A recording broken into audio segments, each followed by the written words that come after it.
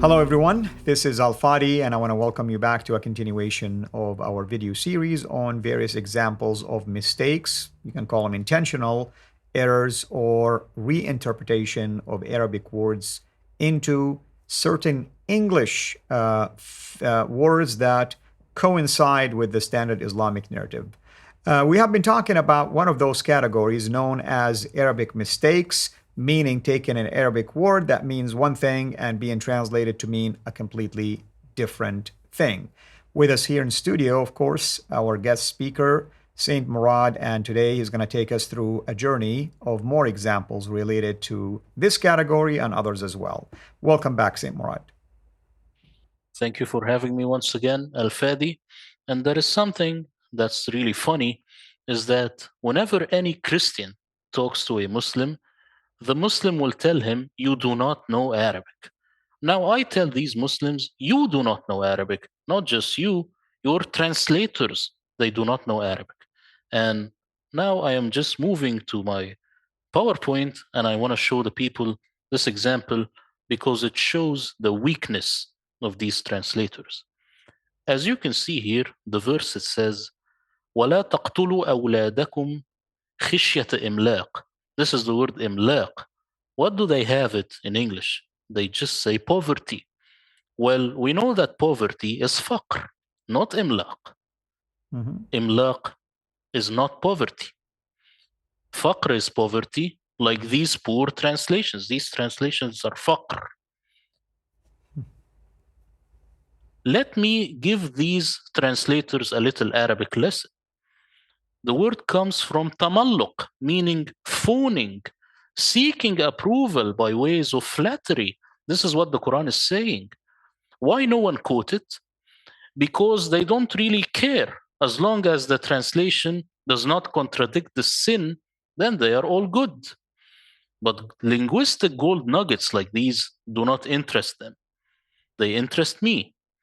That is why the Murad translation is unlike anything out there, because I look deeply into such details. And I ask you, what do you think of this one? That's definitely true. So take him back to that slide and show him how the proper translation needs to read, actually. It would be, and do not kill your children for fearing fawning, that you fear that they will try to use ways of flattery. And then it says, as you can see, there is context, نحن نرزقهم وإياكم, meaning we provide them and we provide you. Right. So don't worry, don't kill your children. This is what it's saying. You see? Right. Now we will look at the word banūn. What is banūn? أم له البنات ولكم البنون. I ask you, what is banūn? Here, of course, again, if we were to think of it from a standard Islamic narrative, you're going to think because there is banat, that mean daughters and sons. That's pretty much how your mind is going to go. Yeah, so sons. It is clear from this verse that banūn exclusively means sons. Right? Right. Well, not with Quran translators. Now, when it comes to another context, they say al-mal wal-banūn, all of a sudden is children. Now, why is that? It's I will tell you politically why. incorrect, of course. Yes, that's one sons reason. only, yeah. That's one reason. But the reality is, Quran translators did not create their own concordance to precisely pinpoint every word before translating the Quran. This led to this mess. This is on one level. On another level, deep down inside, they know and feel that the Quran is a little too aggressive for the Western mind. So they try to water it down anytime they could. On another level, even if they acknowledge that banūn only means sons, they will still translate it as children because they know that excluding daughters will make the Quran look more toxically masculine, as we say in today's culture, and they don't want that, as it will get less people to convert to Islam. You see? What do you think so far? That's true. I mean, there is always an agenda behind all of that, of course.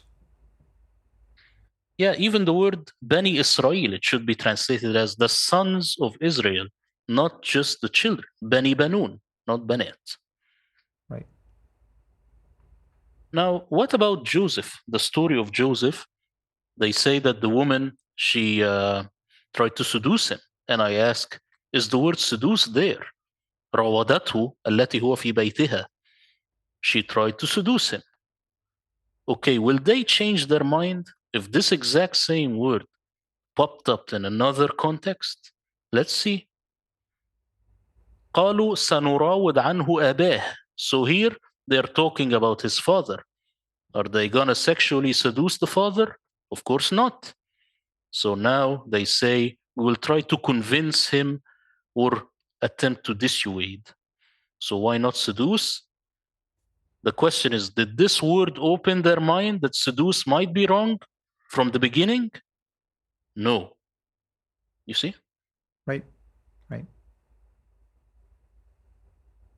So actually, seduce is kind of like coax, COAX, coax, like taking things slowly, not sexually. Right. Now let's look at the word صرح. قال فرعون يا أيها الملأ, and then it goes on to says فاجعل لي صرحا. What does it mean? They say tower. This is correct. Why is it a tower? Because he wants to go up to the God of Moses. Then you Right. will go through a tower. It must be high to reach the sky. Now, the only problem is that they forgot when the very same word popped up in another verse. As you can see here, قيل لها ادخلي الصرح. This is the Queen of Sheba. Enter, now they say the palace. Right. Why? Because they did not create their own concordance, and they never thought that one day I would show up to criticize their work. That's why it is this clumsy, it is this bad. What do you think? That's true. And of course, I mean, again, I know how they're going to push back on this, and they're going to say, well, the context doesn't make sense that she entered a tower. Therefore, it must mean a palace in this case. They can say whatever they like, but I want them to prove that from the Arabic dictionary and not just them trying to defend something that's wrong. Now we will move to something else. The word عرج, what does it mean? وما يعرج فيها. This is something that has to do with going to heaven. They say ascend. Anything they just say ascend. Well, reality is the word يعرج comes from عرج, and it is the same as أعرج. Right. What do they all have in common? They do not know. You see? Right. Reality is أعرج, it's walking in a crooked way. And it means in this context, walking up a ladder. This is how you walk in a crooked way. And this is also in the Bible, that you climb to heaven. This is the reality. It's not just ascend. This is wrong. So here it says Al-A'raj. Of course, this is with Jesus. They didn't see it. They didn't see that this A'raj is someone who walks in a crooked manner. It's the same word. Now we will move to the word nafakha. What is nafakha? Is it inhale or exhale? This is something important. Right. Here it says انفخوا حتى إذا جعله نارا. So what do? You blow. You blow until it is like fire. You do not do anything else. You do not inhale. So the correct word for nafakha is an exhale only. But what about here? ونفخ في الصور. Again, this is correct. You will blow into a sur, which would be a trumpet, if this is correct. The question is, will they withstand their own translation or again contradict themselves? Now here when it comes to Mary التي أحصنت فرجها فنفخنا فيها. All of a sudden, Mary, we breathed into her. Back to the old habits. Now it's breathe, it should be blow. That's But right. of course, they do not. Yeah, they do not like the word blow because it's going to make the Quranic author look weird. You see? Correct. What do you think so far? Yeah, absolutely. Absolutely. I mean, I use these kind of verses to show that when they make fun of the Bible and claim that the Bible has basically inappropriate words or phrases, I would say, well, explain this to me then. Exactly. Now let's look at the word ayah. What does it mean? They say verses. Well, you have here بكل ريع آية. أتبنون بكل ريع آية. So it says, why do you build a landmark on every high place? So it says a landmark or a sign. What can we glean from this? This verse is very telling. Such verses should not go unnoticed, as they give us key insight into what a Quranic word actually means. Not only that, but it also excludes a lot of misunderstandings.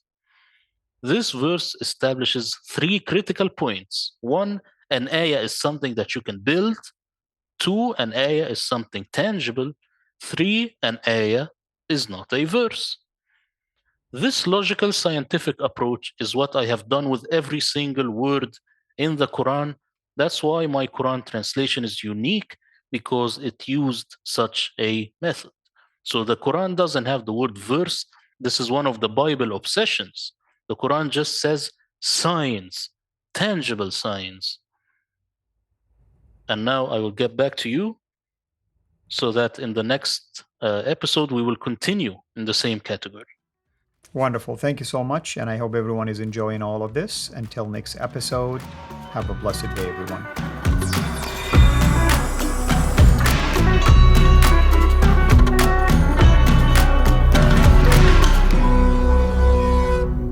Thanks for watching. Please like, subscribe, share, and comment. And ring the bell so you will be notified when we release new content. Our mission is to reach Muslims with the gospel of Jesus Christ and help Christians engage with their Muslim neighbors. If you want to join us in this life-changing work, please support us on patreon.com/CIRA International, or just click on the link below.